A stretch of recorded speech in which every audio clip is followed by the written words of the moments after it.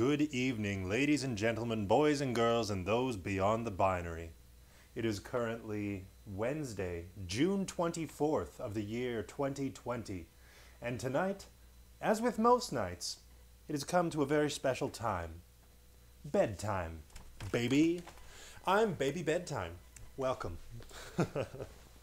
My goodness, I always forget how flappy this thing is. Stepping out here like a undressed mess of a man. Hello, welcome. Good to see you, or at least to imagine seeing you. I know a few of you in the chat have seen your faces before, and I can picture them in my mind's eye when I close my eyes and think happy thoughts. So welcome to those of you I do know, and to those of you I don't know, welcome, welcome. This is Brother Bedtime, where we read bedtime stories for big and little kids. We've been trucking our way through the Chronicles of Narnia for a couple of months now. I think I started this just at the beginning of April or so, and we're getting on to the end of June. So this is almost a 3-month anniversary coming up, which is very exciting. This is a project I've wanted to do for a long time, and it is just as gratifying as I imagined it would be. Let's see. What news? We had a lovely, well, we almost had another storm today. Yesterday I got out in the rain when it came through, but today there was only some promising thunder, which ended up breaking its promises and my heart with out delivering a fantastic storm, such as you only see on the hottest of days. How are you? What you doing? We've got a few folks eating dinner in the chat. I haven't had dinner yet myself. Mulrick says you guys had a wicked storm down in Calgary, hey? That's, I'm so jealous. McKinnon Lance says cheddar balls are little puffs of fake cheese dust. Call them. Yeah, they are precious for sure, no doubt. I don't know where cheddar balls came from, but about 3 months ago I learned about them, and since then it seems like everybody's talking about them. I can't imagine they're a new product, but there is something very appealing to the raccoon in me about a large tub the size of your head full of processed cheese. It's good stuff. I hope you're enjoying it, McKinnon Lance. Yesterday's show, we read chapter 12 of the Voyage of the Dawn Treader. The chapter was called The Dark Island, and it was one of the more indistinctly threatening chapters that we've come across in the series. The vagueness and the mystery of the darkness was accented by the horrors of the lost Lord Roop, who presumably has been swimming around in this inky blackness, running from his own dreams for 7 years, or was it 3 years? How long has it been since Miraz exiled all of the lords? For a long flippin' time. That's a long time to spend doing anything, let alone awash in a sea of nightmares. So they ended up getting out of there thanks to a very lovely bird, which was actually probably Aslan in bird form. I guess he can change his shape, and why not? He is, after all, the greatest cat in the world. Every superpower, none of the drawbacks. They made it out of the darkness, rescued Lord Roop, and continued sailing on their way. Nobody noticed when the albatross had disappeared. Such as it is with supernatural comings and goings. A strange clattering from upstairs. I'm going to choose to ignore it and pay attention to you and and to the book. So wherever you are, whatever you're doing, put your feet up, relax, take a sip of something nice. We've still got our interim Prometheus here, stepping in for the live fire. I invite you to relax and enjoy Chapter 13, The Three Sleepers. By the way, I always do this. I try to start the thing and then I remember it's like, oh yeah, I have something else to say. I'm trying a new recording tonight. I've upped the quality on the recording. The stream is probably the same as before, but we'll see if that affects the stream quality at all. Let me know if it's causing any lag or choppiness or whatever. So without further ado, Chapter 13. Without further ado, Chapter 13. The Three Sleepers. The wind never failed, but it grew gentler every day, till at length the waves were little more than ripples, and the ship glided on hour after hour, almost as if they were sailing on a lake. And every night they saw that there rose in the east new constellations, which no one had ever seen in Narnia, and perhaps, as Lucy thought with a mixture of fear and joy, no living eye had seen at all. Those new stars were big and bright, and the nights were warm. Most of them slept on deck, and talked far into the night, or hung over the ship's side, watching the luminous dance of the foam thrown up by their bows. On an evening of startling beauty, when the sunset behind them was so crimson and purple and widely spread that the very sky itself seemed to have grown larger, they came in sight of land on their starboard bow. It came slowly nearer, and the light behind them made it look as if the capes and headlands of this new country were all on fire. But presently they were sailing along its coast, and its western cape now rose up astern of them, black against the red sky, and sharp as if it was cut out of cardboard, and then they could see better what this country was like. It had no mountains, but many gentle hills with slopes like pillows. An attractive smell came from it, what Lucy called a dim purple kind of smell, which Edmund said, and Rince thought, was rot, but Caspian said, "I know what you mean." Good on you, Caspian. They sailed on a good way, past point after point, hoping to find a nice deep harbor, but had to content themselves in the end with a wide and shallow bay. Though it had seemed calm out at sea, there was of course surf breaking on the sand, and they could not bring the Dawn Treader as far in as they would have liked. They dropped anchor a good way from the beach, and had a wet and tumbling landing in the boat. The Lord Roop remained on board the Dawn Treader. He wished to see no more islands. All the time that they remained in the country, the sound of the long breakers was in their ears.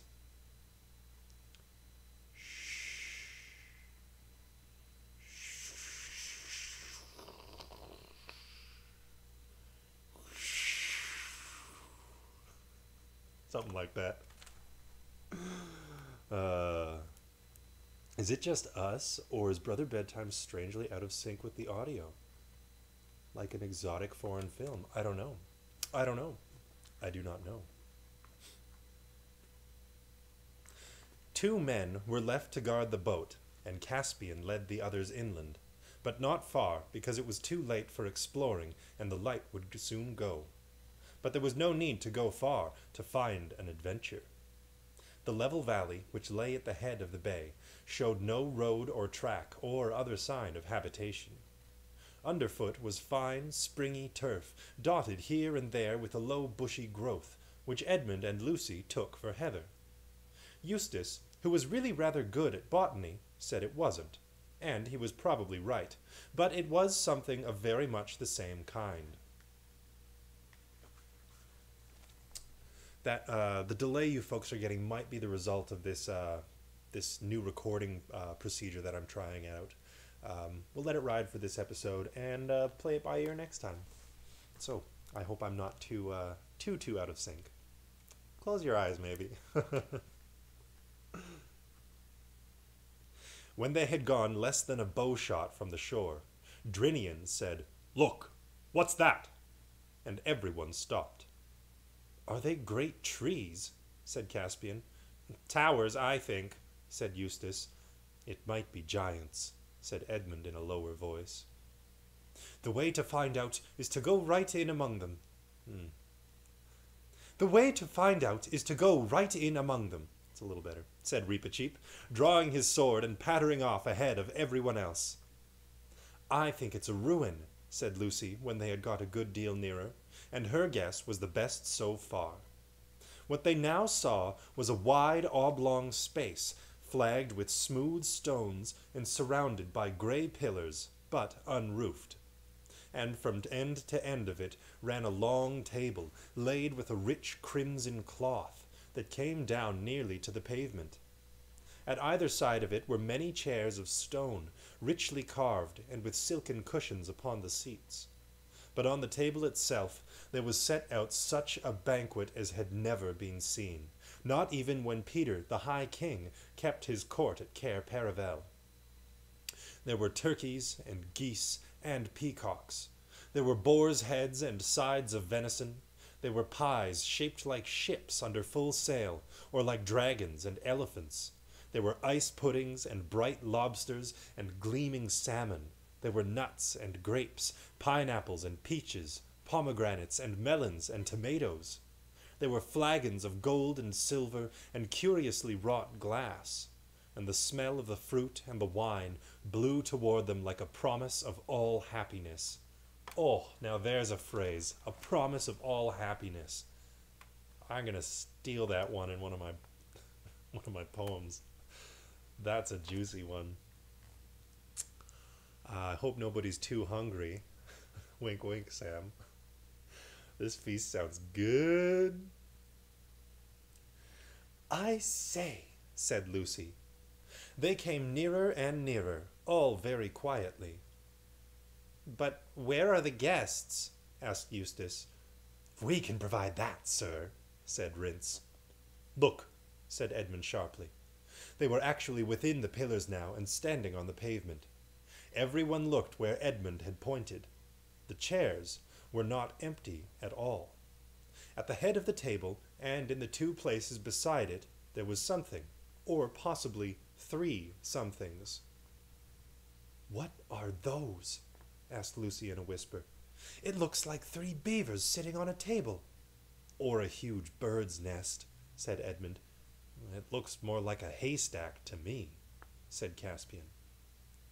Reepicheep ran forward, jumped on a chair and thence on to the table, and ran along it, threading his way as nimbly as a dancer between jeweled cups and pyramids of fruit and ivory salt cellars. He ran right up to the mysterious grey mass at the end, peered, touched, and then called out, "These will not fight, I think." Everyone now came close, and saw what sat in those 3 chairs was men, though hard to recognize as men till you looked closely. Their hair, which was grey, had grown over their eyes till it almost concealed their faces, and their beards had grown over the table, climbing round and entwining plates and goblets as brambles entwine a fence, until, all mixed in one great mat of hair, they flowed over the edge and down to the floor. And from their heads the hair hung over the backs of their chairs, so that they were wholly hidden. In fact, the 3 men were nearly all hair. Here we can see this scrumptious feast, and Reepicheep nimbly threading his way among our 3 Rip Van Winkles and their glorious, untouched, magical fare. For food that's been preserved that long can surely only be magical. I'm gonna die. Well, Sam, we're all gonna die eventually, and it's good to come to grips with it. That was grim. Ooh, dark. Not grim. Anyways, memento mori, folks. That's your reminder for the day. Oh. Dead, said Caspian. Are you kidding me? Dead, said Caspian. I think not, sire, said Reepicheep, lifting one of their hands out of its tangle of hair in his 2 paws. This one is warm, and his pulse beats. This one too, and this, said Drinian. Why, they're only asleep, said Eustace. Thanks, Colin, very comforting. Yeah, just doing my part. God. Why, they're only asleep, said Eustace. It's been a long sleep, though, said Edmund, to let their hair grow like this. It must be an enchanted sleep, said Lucy. I felt the moment we landed on this island that it was full of magic. Oh, do you think we have perhaps come here to break it? Well, we can try, said Caspian, and began shaking the nearest of the 3 sleepers. For a moment, everyone thought he was going to be successful, for the man breathed hard and muttered, "I'll go eastward no more. Out oars for Narnia." But he sank back almost at once into a yet deeper sleep than before. That is, his heavy head sagged a few inches lower toward the table, and all efforts to rouse him again were useless. With the second, it was much the same. "Weren't born to live like animals, and get to the east while you've a chance. Land's behind the sun," and sank down. And the third only said, "Mustard, please," and slept hard. "Out oars for Narnia, eh?" said Drinian. "Yes," said Caspian. "You are right, Drinian. I think our quest is at an end. Let's look at their rings. Yes, these are their devices. This is the Lord Revilian. This is the Lord Argos. And this, the Lord Mavrimorn." "But we can't wake them," said Lucy. "What are we to do?" "Begging your majesty's pardons all," said Rince. "But why not fall to while you're discussing it? We don't see a dinner like this every day." "Not for your life," said Caspian. That's right," said several of the sailors. "Too much magic about here. The sooner we're back on board, the better." "Depend upon it," said Reepicheep. "It was from eating this food that these 3 lords came by a 7 years' sleep." 7 years. That's how long it's been since the lords were exiled. What a long snooze. "I wouldn't touch it to save my life," said Drinian. "The light's going uncommon quick," said Rheinolf. Back to ship, muttered the men. "I really think," said Edmund, "they're right. We can decide what to do with the 3 sleepers tomorrow. We daren't eat the food, and there's no point in staying here for the night. The whole place smells of magic and danger." "I am entirely of King Edmund's opinion," said Reepicheep, as far as concerns the ship's company in general. "But I myself will sit at this table till sunrise." "Why on earth?" said Eustace. "Because," said the mouse, "this is a very great adventure, and no danger seems to me so great as that of knowing when I get back to Narnia that I left a mystery behind me through fear." "I'll stay with you, Reep," said Edmund. "And I too," said Caspian. "And me," said Lucy. And then Eustace volunteered also. This was very brave of him, because, never having read of such things, or even heard of them till he joined the Dawn Treader, he made it worse for him than for the others. Attaboy, Eustace, stepping up to the plate. "I beseech your majesty," began Drinian. "No, my lord," said Caspian. "Your place is with the ship, and you have had a day's work while we 5 have idled." There was a lot of argument about this, but in the end, Caspian had his way. As the crew marched off to shore in the gathering dusk, none of the 5 watchers, except perhaps Reepicheep, could avoid a cold feeling in the stomach. They took some time choosing their seats at the perilous table. Probably everyone had the same reason, but no one said it out loud, for it was really a rather nasty choice. One could hardly bear to sit all night next to those 3 terrible hairy objects which, if not dead, were certainly not alive in the ordinary sense. On the other hand, to sit at the far end so that you would see them less and less as the night grew darker, and wouldn't know if they were moving, and perhaps wouldn't see them at all by about 2 o'clock. No, it was not to be thought of. So they sauntered round and round the table, saying, "What about here?" or perhaps a bit further on, or "Why not on this side?" Till at last they settled down somewhere about the middle, but nearer to the sleepers than to the other end. It was about 10 by now, and almost dark. Those strange new constellations burned in the east. Lucy would have liked it better if they had been the leopard and the ship, and other old friends of the Narnian sky. They wrapped themselves in their sea cloaks.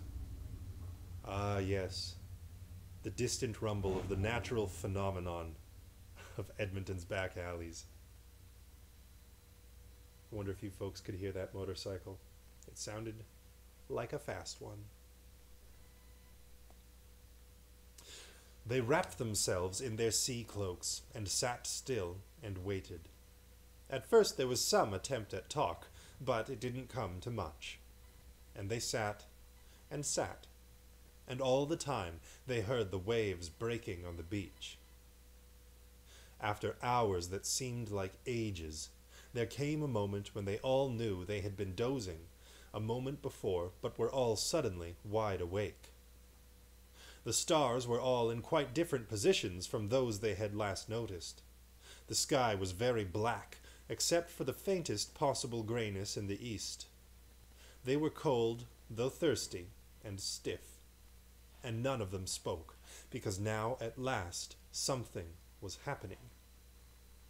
Before them, beyond the pillars, there was the slope of a low hill. And now a door opened in the hillside, and light appeared in the doorway, and a figure came out, and the door shut behind it. The figure carried a light, and this light was really all that they could see distinctly. It came slowly nearer and nearer, till at last it stood right at the table opposite to them. Now they could see that it was a tall girl, dressed in a single long garment of clear blue, which left her arms bare. She was bareheaded, and her yellow hair hung down her back. And when they looked at her, they thought they had never known before what beauty meant. An incredibly beautiful woman with bare arms. I don't know about you folks, but I'm getting some pretty wicked enchantress vibes off of this lady. The light, which she had been carrying, was a tall candle in a silver candlestick, which she now set upon the table. If there had been any wind off the sea earlier in the night, it must have died down by now, for the flame of the candle burned as straight and still as if it were in a room, with all the windows shut and the curtains drawn. Gold and silver on the table shone in its light. Lucy now noticed something lying lengthwise on the table which had escaped her attention before. It was a knife of stone, sharp as steel, a cruel-looking, ancient-looking thing. No one had yet spoken a word. Then, Reepicheep first, and Caspian next, they all rose to their feet, because they felt that she was a great lady. "Travelers who have come far to Aslan's table," said the girl, "why do you not eat and drink?" "Madam," said Caspian, "we feared the food because we thought it had cast our friends into an enchanted sleep." "They have never tasted it," she said. "Please," said Lucy, "what happened to them?" "7 years ago," said the girl, "they came here in a ship whose sails were rags and her timbers ready to fall apart. There were a few others with them, sailors, and when they came to this table, one said, 'Here is a good place. Let us set sail and reef sail. Let us set sail and reef sail and row no longer, but sit down and end our days in peace.' And the second said, 'No, let us re-embark and sail for Narnia and the west. It may be that Miraz is dead.' But the third, who was a very masterful man, leapt up and said, 'No, by heaven, we are men and Telmarines, not brutes. What should we do but seek adventure after adventure? We have not long to live in any event. Let us spend what is left in seeking the unpeopled world behind the sunrise.' And as they quarrelled, he caught up the knife of stone which lies there on the table, and would have fought with his comrades. But it was not. But it is a thing not right for him to touch. And as his fingers closed upon the hilt, deep sleep fell upon all the three. Until the enchantment is undone, they will never wake." "What is this knife of stone?" asked Eustace. "Do none of you know of it?" said the girl. I think," said Lucy, "I've seen something like it before. It was a knife like that the White Witch used long ago when she killed Aslan at the stone table."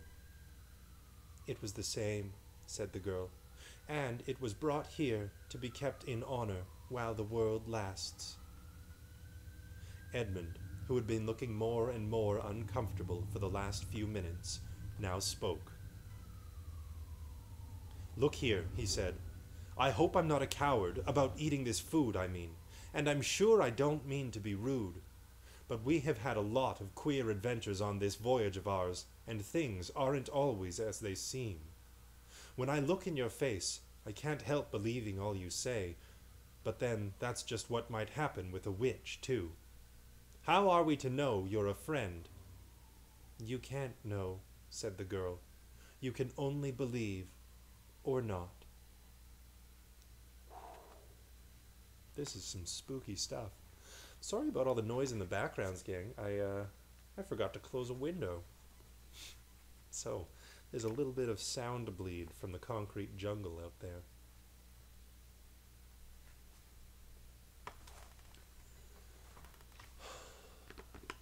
A little bit of agua for the palate.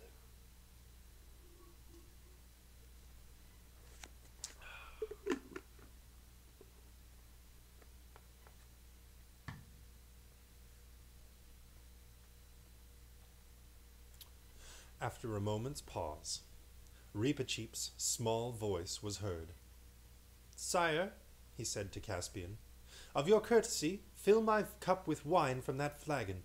It is too big for me to lift. I will drink to the lady. Caspian obeyed, and the mouse, standing on the table, held up a golden cup between its tiny paws and said, Lady, I pledge you. Then it fell to on cold Peacock, and in a short while everyone else followed his example. All were very hungry, and the meal, if not quite what you wanted for a very early breakfast, was excellent as a very late supper. Why is it called Aslan's table? Asked Lucy presently. It is set here by his bidding, said the girl, for those who come so far. Some call this island the world's end, for though you can sail further, this is the beginning of the end. But how does the food keep? Asked the practical Eustace. It is eaten and renewed every day, said the girl. This you will see. And what are we to do about the sleepers? Asked Caspian. In the world from which my friends come, here he nodded at Eustace and the Pevensies, they have a story of a prince or a king coming to a castle where all the people lay in an enchanted sleep. In that story, he could not dissolve the enchantment until he had kissed the princess. But here, said the girl, it is different. Here he cannot kiss the princess till he has dissolved the enchantment. Then, said Caspian, in the name of Aslan, show me how to set about that work at once, because I would like a kiss. I am the king, and I would like a kiss. In the name of Aslan, show me how to set about that work at once. My father will teach you that, said the girl. Your father? Said everyone. Who is he? And where? Look, said the girl, turning round and pointing at the door in the hillside. They could see it more easily now, for while they had been talking, the stars had grown fainter, and great gaps of white light were appearing in the grayness of the eastern sky. Here we can see Reepicheep toasting the fair maiden who has just elucidated the details of this particular magical island to them. Reepicheep looking gallant as ever with his jaunty little feather and his tail, which Aslan so kindly allowed him to regrow. A little bit of a cliffhanger on this one, hey gang? Well, that is the end of our story for tonight. We are, in fact, nearing the end of this book. It's wild. It seems that we're just flying through this series. Tomorrow night, it'll be Thursday, so that means that we'll be taking a double chapter. And there's only 3 chapters left. So that means that on Monday, we will be finishing The Voyage of the Dawn Treader. Tomorrow, very fittingly, the title of the chapter is The Beginning of the End of the World. And I suppose this could also be the beginning of the end of the book, which is a world unto itself. Books are kind of like that, I guess. Oh, you know, it's a book thing. Well, that's our story for tonight, everybody. I hope that the delay wasn't too bad on your end, and that you enjoyed it. I'm certainly enjoying these sort of more esoteric explorations. I love all the various takes on these different islands and stuff that C.S. Lewis is getting to play with. Very comforting. Oh, good. I'm so glad. Comfort is the name of the game here at Brother Bedtime. It's hard to sleep when you're not comfortable. So I hope this evening's program has brought you a modicum of ease and relaxation, and I hope you'll tune back in tomorrow night for the penultimate episode on the Voyage of the Dawn Treader. Thanks again for tuning in, everybody. Good night, moon, and good night, stars. Good night, trucks, and good night, cars. Good night, shoes, and good night, hats. Good night, dogs, and good night, cats. Good night to friends and to family. Good night to you, and good night to me. Sweet dreams, everybody. Have a great sleep.